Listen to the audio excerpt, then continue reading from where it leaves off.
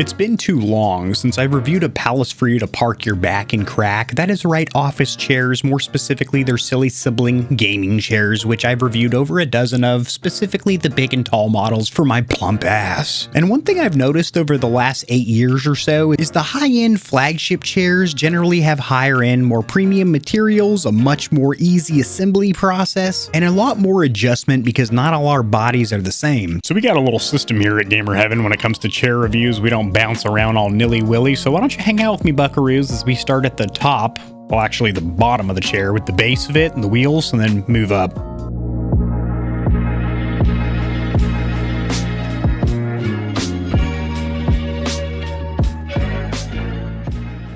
So a quick disclaimer for my audience, the Stallions and Stallionettes. This chair, not the one I'm sitting in, but the one I am reviewing today, was sent for review. But this is going to be an honest, comprehensive review. I haven't been paid or told to say or not say anything about this chair, and the company DXRacer doesn't get an early preview. And if there's any shortcomings or areas of improvement, you're going to hear about it, so these companies make better products over time. We are reviewing a chair today from DXRacer, who is supposedly the first gaming chair company. I just heard that recently through a Curtis Connor video. I don't know if that's true or not. I'm not going to fact check it because he's got millions of subscribers and he probably does fact check his information. But the fact of the matter is that DXRacer has been around for freaking ever. I thought it would have been Secret Labs or something, but it's no secret that DXRacer has been around for flipping ever, and they do have a wide range of models, everything from some relatively budget options to some chairs for the big and tall boys and gals, and also a lot of limited edition colorways and graphics and bold.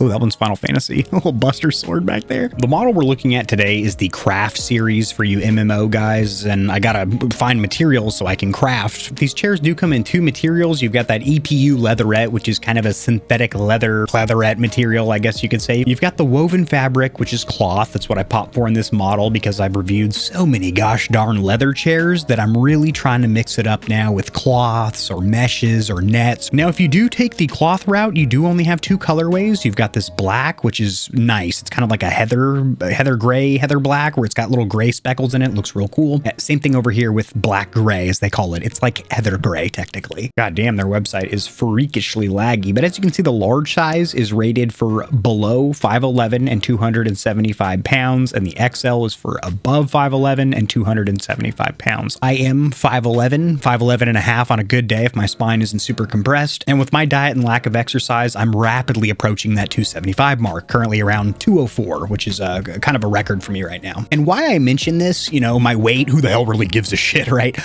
Anyone shopping for this chair, because it is a big and tall model, and when I get into the back and crack padding region, so interestingly enough, there's no price difference between the XL and the large, which is crazy because there's more material in the large, and usually an XL model is always more expensive. Some of the key notable features that really stand out is going to be the magnetic memory foam pillow, which my daily driver chair for the last 2 years has one of those magnetic headrest pillows, but this one not only is shaped in a way that contours your neck in a more comfortable way, but also has a lot more vertical adjustment, which is something I complained about on my daily driver chairs. You have 2D integrated lumbar support, which isn't the best. I'll talk about it during the back padding section. It should have a second knob where you can adjust where that lumbar support is going in the small of your back. Then you've got a multi-function tilt mechanism, which the hardware is pre-installed for, making installation super easy. And then looking at this diagram, this comparison to the different series, we're looking at the Craft here today, which doesn't have a replaceable armrest top. Like, I just popped this one off, sorry, to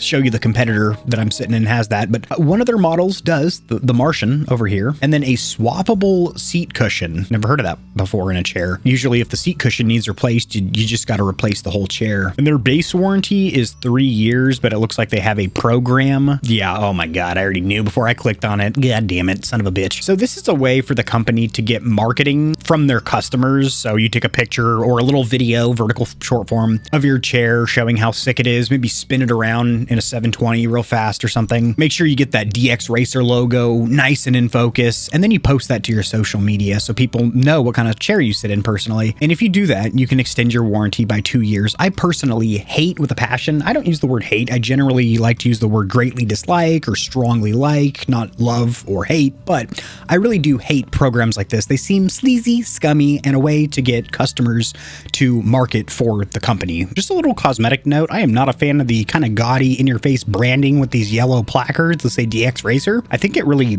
F's up the looks of the chair. Now with gaming chairs, the more high-end, quite simply expensive chairs generally come more assembled, so less loose parts that you need to put together. For example, my first chair was a generic, nameless, brandless Amazon special. It was about 75 bucks, and that thing came in about 75 pieces. As were this chair, no silly whackage, was like 5 or 6 pieces. The armrests already pre-installed, the hardware, the nuts, bolts, and the tools, high quality, and also mostly pre-installed. And screw the environment, this chair is actually packaged properly to get to you unbusted. You've got foam, you've got all kinds of padding holding your chair in place, and the assembly process was incredibly smooth. The instruction manual was concise, easily laid out, and the few steps that you actually have to take, a Nimrod like myself can do. As far as the materials and build quality, you do have the two options of going with the cloth or that pleather leatherette material. I did pop for the cloth, which does feel very soft and supple on the skin, even if you sprawl out, lay in your chair naked. Not saying I did that to test this chair properly, but yeah, it feels really good on a naked body. Everything from the base being steel that feels like it could withstand a tank blast, all the way up to the magnetic headrest felt pretty good. The only thing I will say is the armrests were a little bit lackluster, but they'll get talked about during their own section. As for the wheels and base, these do use a split caster design, which has a stationary section in the center and then 2 rotating sections around the outside. Works good on my low pile carpet, and the star base is actually pretty wide, giving you a stable platform if you are a larger gamer and you do want to lay completely flat out. Your big torso isn't going to tip you over. Now, as far as the butt padding, because this is where you need to listen hard and listen deep, because this is a make or break moment for this chair. I am about 200 pounds, like I mentioned, and the butt padding is incredibly firm for me, to the point to where when I sit on it, it's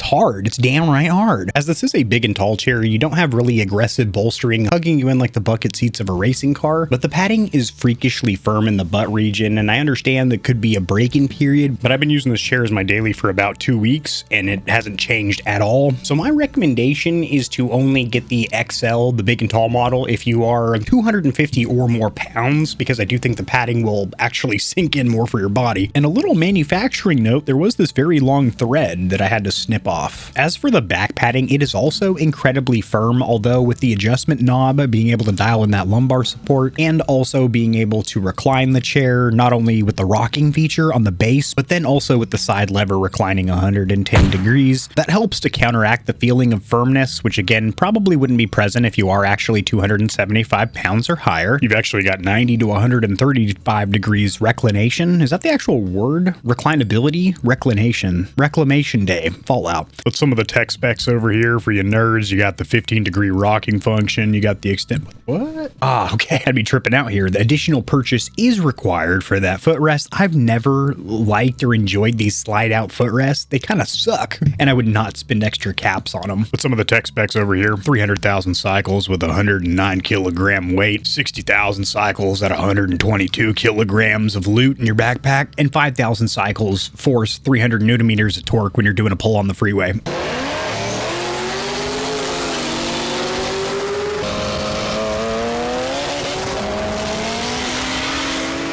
These numbers mean something to some people. I am not one of those voices. I know that. Now, where I do think this chair falls a little bit short is going to be in the adjustability, the adjustment, as you only have about 6 to 7 inches of height adjustment with that hydraulic piston, and since the butt padding is actually pretty thick, I couldn't get the chair blow slung enough. Like my chair that I'm sitting in currently, I was kind of sitting up to where my head was up here, blocking a lot of things that I didn't want to block. I wasn't centered with my monitor, and I'd have to re-wall mount some shit. But furthermore than that is going to be the adjustment dial or knob for the lumbar support. It is incredibly aggressive, and you can really kick out that lumbar support into the small of your back. However, there absolutely needs to be a second knob or dial, like I'm showing on my main daily driver chair. Sorry, DXRacer, I'm just using this for an example because it has a feature that I wish the Craft series had, and that is an adjustment dial where you can move the lumbar support upward and downward because nobody has the same length torso. We're all built a little different.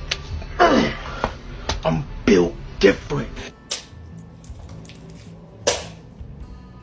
So while the lumbar support is great if it actually lines up with the small of your back like it does for me, if it doesn't for you, then you're screwed because there is no adjustment knob or dial for that, and there really should be. But I do like that it has rocking feature, and that does include rock and lock. Rock and lock is when you rock your chair back and then sure enough, lock it into place and you are locked in its reclined position. But then that magnetic head pillow has a ton of adjustment, way more than any headrest pillow I've seen. Speaking of the pillow, I like the materials. It's kind of a velvety suede material. It also wraps around your head, contours it, kind of gives it a little hug, which could be a little bit claustrophobic and constraining for some folks. But for me, I liked it. I felt like I was hugged in, snapped into the cockpit, so to speak. And there is no lumbar or lower back pillow because all that's internal, as we talked about earlier. As for the armrests, I do like that they are 4D adjustable, which means you got up and down. Then with this inner button, you can go forward and backward, as well as angle inward and outward. These aren't removable, which isn't a huge deal. They do have a model that does offer that, but the materials just aren't the best. They do feel like this really hard rubber that's on every $50 office chair at TJ Maxx. That's an office supply store, right? Am I tripping? Staples? Is that one of them? Best Buy. Haven't left the vault in a while, you can tell. There's also a side button which lets you shift the armrest inward and outward to give you a little bit more clearance, but the materials just aren't the best. So as for the overall value, the verdict, do I recommend this chair? Well, you got to be very careful playing with the big and tall specs. If you really are 275 or above, get the XL. If you're below, get the large. Materials are fantastic. I haven't put fingers on the leatherette, synthetic leather, if you will, but I have tested dozens of chairs that use that material. In that $460 to $500 mark, this does put it in line with a lot of its competitors that have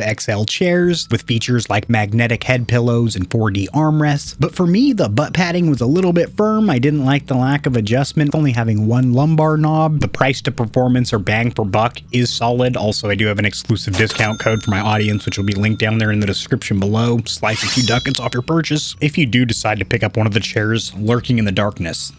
It's right there. Drop in the comment section below what you sit on when you're playing games. Is it a gaming chair? Is it an office chair? Is it a bar stool? Is it a Barca lounger? And I will see you stallions and stallionettes when I see you next. Peace. If you enjoyed the video, liking it helps it to get seen by more gamers, so this information will reach and assist them as well. Much like the back of the TV, I've got plugs for all of my socials down there in the description below. And your wallet will greatly thank you if you check the description, because there are exclusive discounts on a ton of products, including controllers, KontrolFreeks, keyboards, mouse pads, clothes, and energy drinks. And keep in mind that you, the viewer, keep this channel running. The more stallions and stallionettes trotting around the stable, the better, so mollywop that subscribe button like it owes you money, and we'll have the same amount of fun tomorrow.